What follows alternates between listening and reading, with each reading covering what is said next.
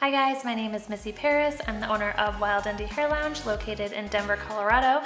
And today I'm going to show you how to do a tutorial to create this beach wave using the triple barrel deep waver.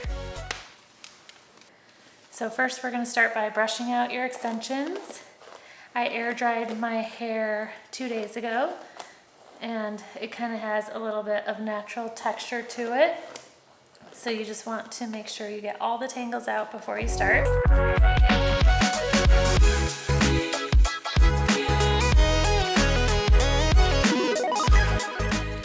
So I air dried my hair 2 days ago and I've already prepped it for the heat by using the High Dye from R&Co. It's a really nice lightweight cream, but it has enough moisture for your hair and the extension hair. So now that the hair is dry, I'm gonna add additional heat protection and I'm gonna use the Chainmail from R&Co. It protects your hair up to 450 degrees. So it's just an aerosol product. You can spray it throughout your ends and mids, just all throughout your hair. And then I just like to brush it through.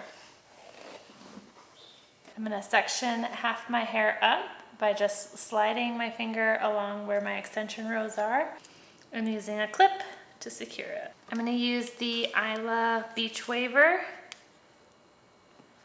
It's super easy, and what you wanna do is you wanna flip it upside down so that your thumb press is on the bottom and you'll be able to see the hair kind of feed throughout these barrels. So really you just hold a section of hair, open your waver,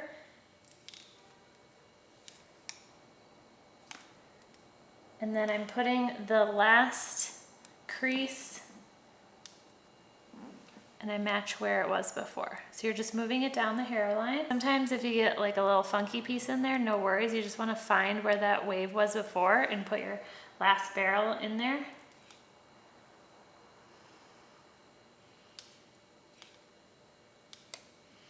And I like to leave the ends a little bit straighter, so I leave them out. Or you can just tap it really lightly at the end, just so that it doesn't have a super prominent wave. I like it to kind of soften towards the end.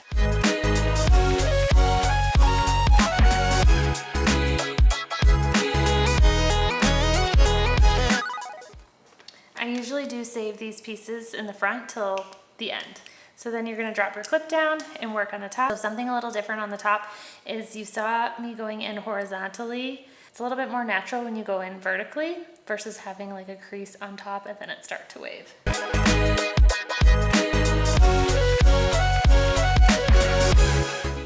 Now on these front pieces, I like to do just a little light tap. That way it's not super strong, but it's a little bit more natural if you just hit them real quick.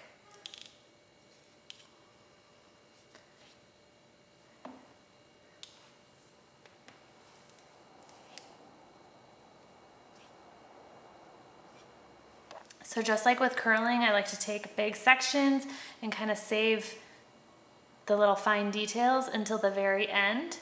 So I think that looks good. I'm gonna do the other side. Okay, once you've gotten through most of it, and I always take big sections and just kind of do it fast and loose, then I like to bring in some smaller, more detailed pieces. That's just where you grab smaller amounts of hair and add some more definition to it.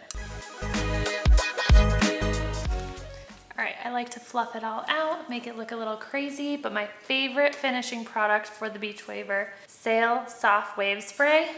It goes on a little bit wet, and so it's great for like almost re-scrunching the waves back in, but it's also a little bit of a texture spray. So I like to spray it in very lightly. Oh, it smells so good.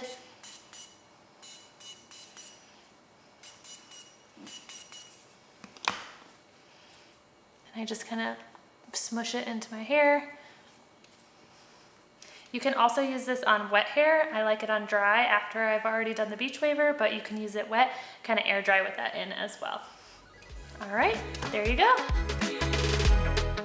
If you need more tips and tricks, be sure to like and subscribe to our videos and we'll get you some more tutorials.